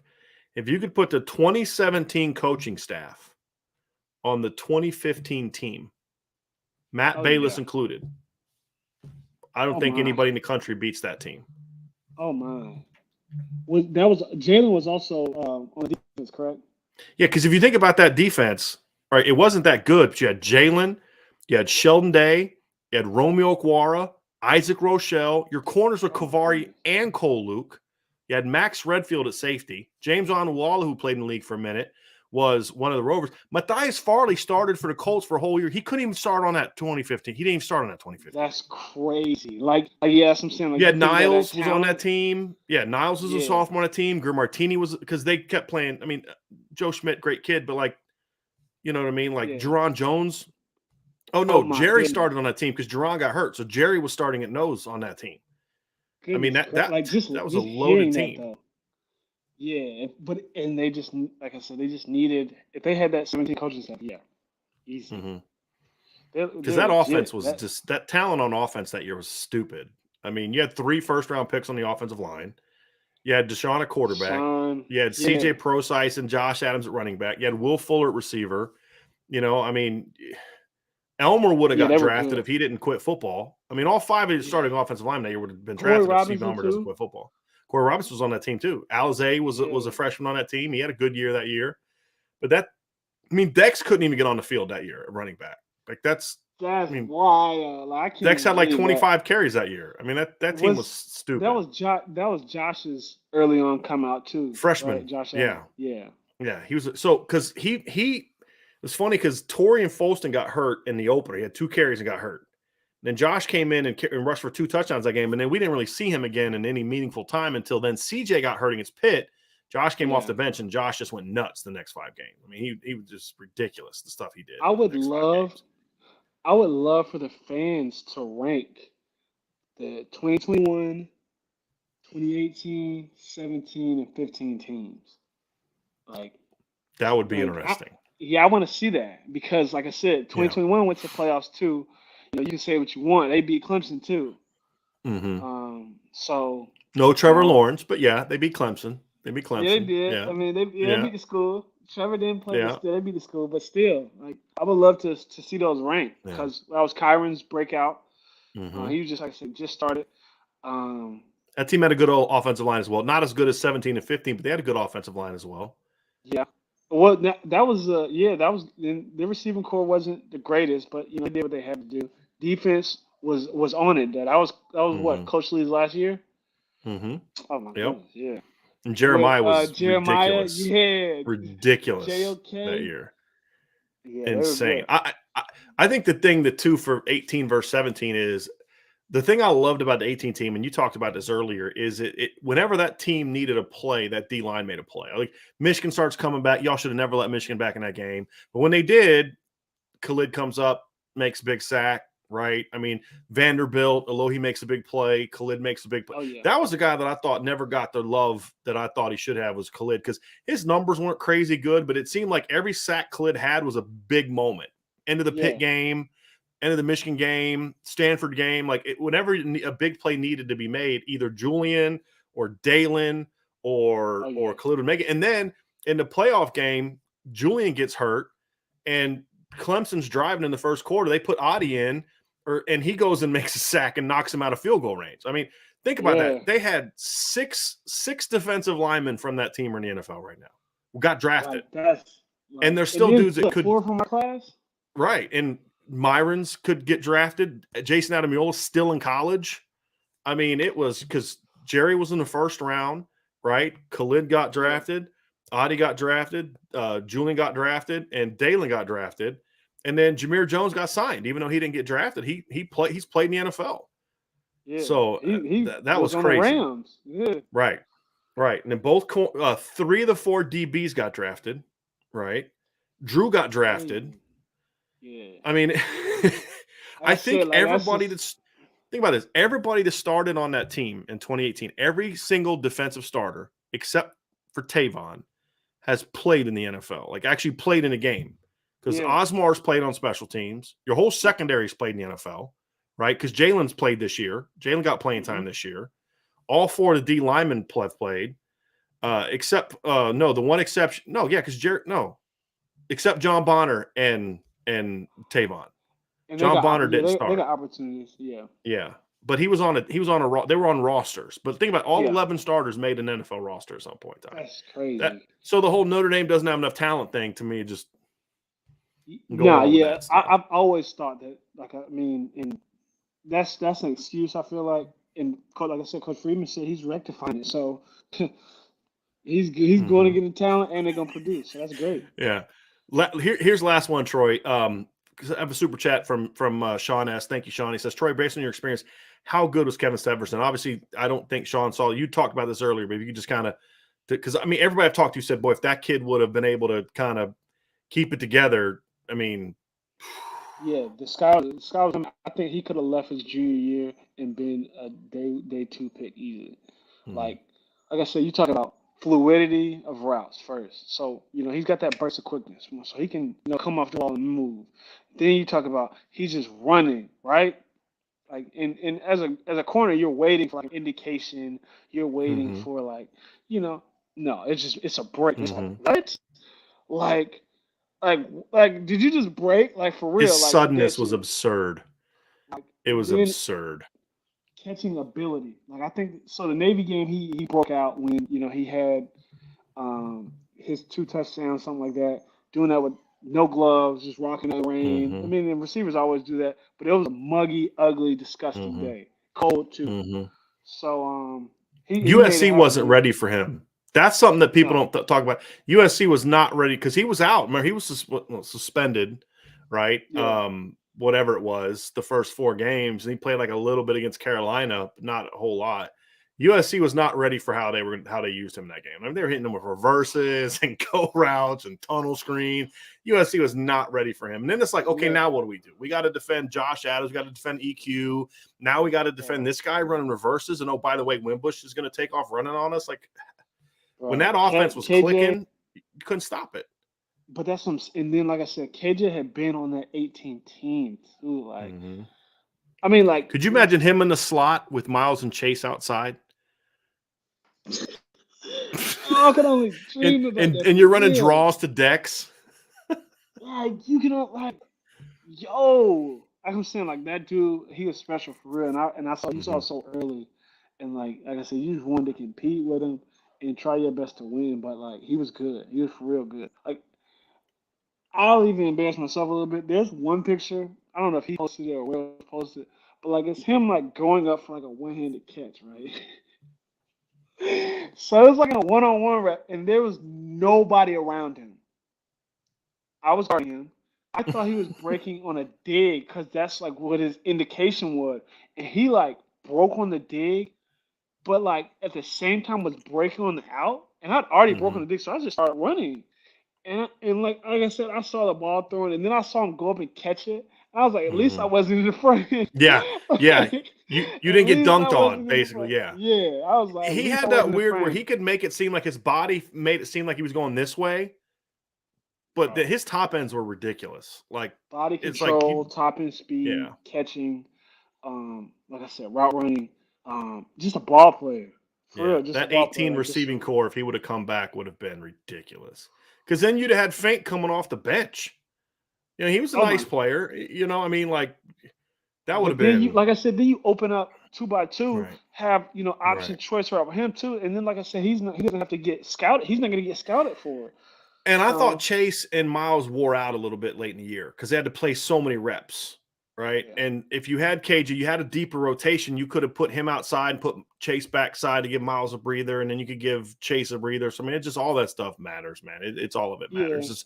It's like And I believe yeah. Kevin was on that team too, but at the time freshman didn't get a chance to play, so Hmm. See, couple jabs. you're trying, Troy. You're trying to get me going. I've been so good. I haven't gone off on the dude, whose name I don't even Couple use in jabs. stories anymore. It's just a former coach. That's all I say it now, man. It's just a former coach. I don't even. Just a couple jabs here and there. Freshman didn't get a chance to play, so Braden was chilling on the sideline. Yeah, Kevin was chilling. So yeah. Well, that's my favorite one. I said this the other day. You started it. It's your fault. I'm blaming you. But it was the funniest. The funny, and I mean that in a funny as in like I'm actually really pissed about it, but I have to laugh or I'm going to lose my mind. But after y'all yeah. lost to Clemson and the whole, well, we just don't have enough playmakers. I wanted to be like, what, at coach on the coaching staff? I'm like, we don't have enough speed. You got a bunch of 4'4" dudes standing on the sidelines, hanging out behind you, like. You have two Bro, 6'4" guys that ran 4.42s, and you got Dex. Like, don't talk to me on the playmakers, exactly. right? Like, And the and I playmakers saw are the that. dudes on. Yeah, I yeah. saw that tweet that you had that like we had 6'4" Chase, 6'3" Miles, 6'2" Kevin that all ran 4.42s that Kevin was the jump. slow guy at 4.43. Yeah, and by the way, there's this Right. kid named Braden Lindsay who can run a little bit too on that team, and a Let me kid see. named Lawrence Keys that can run a little bit on that team as well. I mean, Yeah, and that's Chris Fink crazy. ran like a 4.5. I mean, Chris Fink Yeah. wasn't exactly slow. He ran faster than two of Clemson starting. Chris Fink ran a faster 40 time at the combine than Hunter Renfro and T. Higgins. And he was like your Yeah. sixth fastest receiver at Notre Dame in 2018. So yeah, lack of I think playmakers on the guys, yeah, I outside. was about to say, I think guys can make excuses that just don't, like I said, want to live up to the reality. But Want to like I look in said, the that team still mirror? play for national championship. Yeah, Yeah, exactly. yeah, yeah. See, I almost an hour and 47 minutes. I almost did it, Troy. I almost made it through the show. You tried to poke me a couple times. I bobbed and weaved. I got out of the way of them, and you had to get that last one, man. You I had had to. the big one. You had to. Yes, sir. Well, Troy, thank you so much, man, for joining us. This was a ton of fun. We'll hope to get you back again. Good luck on your rehab. I know a lot of Notre Dame fans are excited to see what you and it was really talented young corners. I mean, you and obviously J.C. Horn drafted last year. You guys have a chance to have a really, really good secondary this year, and I hope that you're going to be able to get healthy enough to be a part of that, buddy. And Notre Dame fans, March 24th, right? March 24th, follow Troy Pride. He's gonna tweet plenty about this between now and next Thursday, 1 to 3 o'clock. At the what's the name of the inn again? I just had it. The Linden Grill. Linden Grill on Michigan, Yes, South sir. Michigan Street, right? From 1 to Yes, 3 sir. o'clock. It's going to be Troy. I mean, the whole secondary is coming back from that deal. Tony Jones Jr. is going to be there. 2016 class is going to be well represented there. Going to be auctions, autographs, and just a chance to meet some. I think this is the thing that people don't understand. But misconception. There's a lot of. I got to know a lot of the kids in your class, even just a little bit, and there's a lot of good kids in that Oh group. yeah. Not just great football players, but a lot of good kids in that group. Love Jalen. I mean, he's from Virginia, so clearly that's where the real ballers are from, so obviously that's a given there. Dante's a great kid. Julian's a great kid. Troy's all right. He's got his moments. Alohi's a great kid. A lot of Tony Jones. I mean, just great kid. A lot of good kids, not just football players, but really good kids that are going to be now that are now grown men, that are successful grown men. And so just a great opportunity. So definitely Notre Dame fans, make sure you mark that on your calendar, especially you locals. Follow Troy, give him one more time. Troy, give him it's at Troy Pride 18, right? Yes, sir. Yes, Give sir. it to him. So when Troy tweets about that, retweet it. Let other Notre Dame fans know about it. Be a great opportunity to meet some great Notre Dame players that were, like as you said, a very important part. This 5-year run that Notre Dame fans have enjoyed that we haven't seen since Lou Holtz was the coach. 10 wins every year. That group was a big, big, big part of that. So you definitely want to give them the love and respect for being part of that, which has now led Notre Dame fans to this part where now you're battling for a number-1 recruiting class and all that kind of stuff. So, and Troy, thank you so much for joining us, man. It was a ton of fun. Hope to have you getting back on here again someday. Brian, I appreciate you, man. Thank you for having me. It was amazing. So. Yep. Hit that like button, everybody. Hit the subscribe button. Hit the notification bell. Share the podcast. If you're listening via podcast, give us a 5-star review. Maybe we might have to talk to you about maybe getting your own podcast one of these days, man. We'll have to have a little chat about that when we get off this here a little bit. But thank you all so much. Have a great day. We'll be back tomorrow. Obviously, Wednesday, we'll have another preview for Notre Dame as they get ready to kick off spring on Wednesday. Tomorrow night, we will be talking about why. So the enemy of Troy Pride, we're going over some receiver film tomorrow night at 8:00 of the 2023 receivers on the board for Notre Dame. There's some dudes on that list. You are definitely going to check that out. And of course, we'll have our post-practice reaction on Thursday. And then of course, Friday is our Friday mailbag. So Troy Pride, thank you again so much. And everybody out there, thank you so much for being a part of the Irish Breakdown podcast.